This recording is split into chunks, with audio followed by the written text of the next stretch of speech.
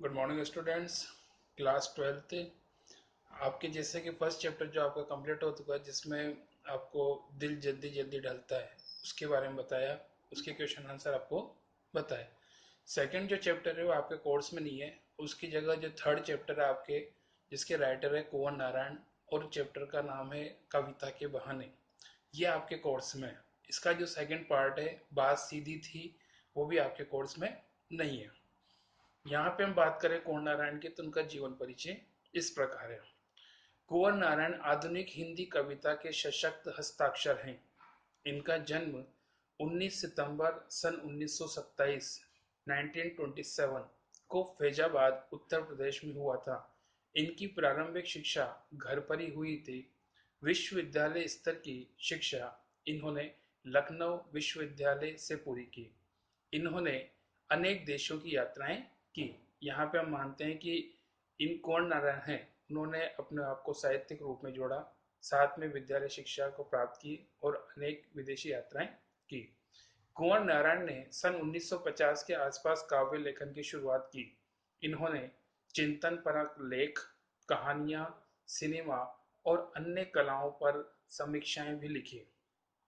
इन्होंने अनेक पुरस्कार प्राप्त किए, जैसे कबीर सम्मान, व्यास सम्मान, लोहिया सम्मान, साहित्य अकादमी पुरस्कार, ज्ञानपीठ पुरस्कार तथा केरल का कुमारन आशान पुरस्कार आदि रचनाएं।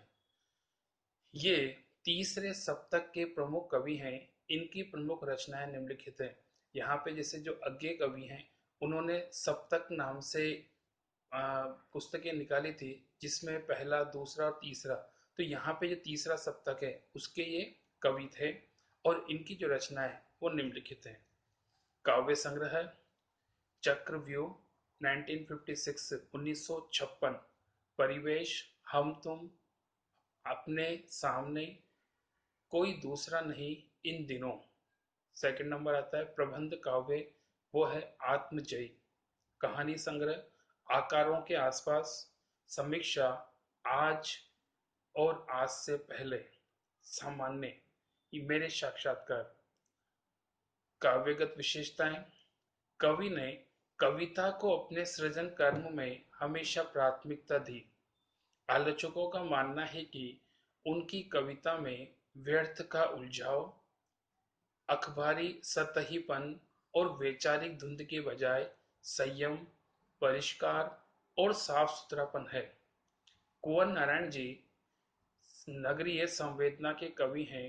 इनके यहाँ विवरण बहुत कम है, परंतु व्यक्तिक तथा सामाजिक ऊहापोह का तनाव पूरी व्यंजकता से सामने आता है।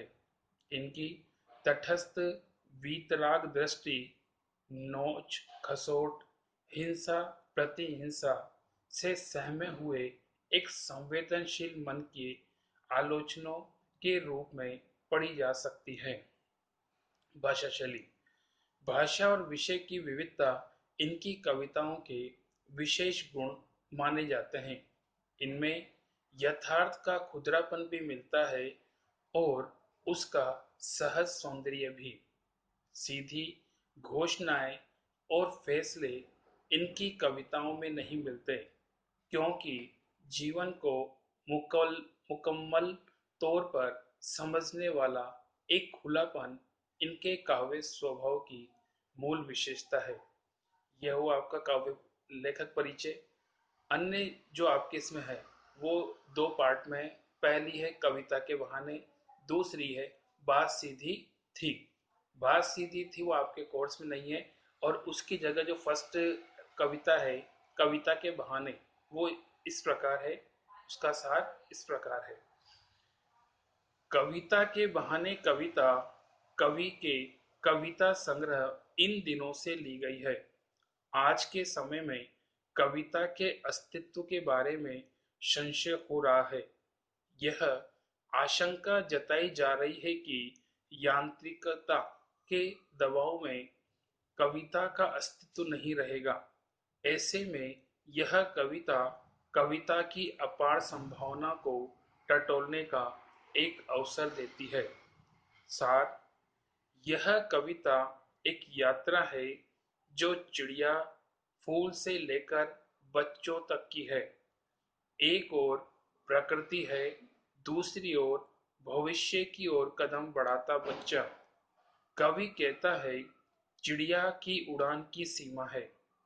फूल के खिलने के साथ उसकी परिणति निश्चित है, लेकिन बच्चे के सपने असीम हैं।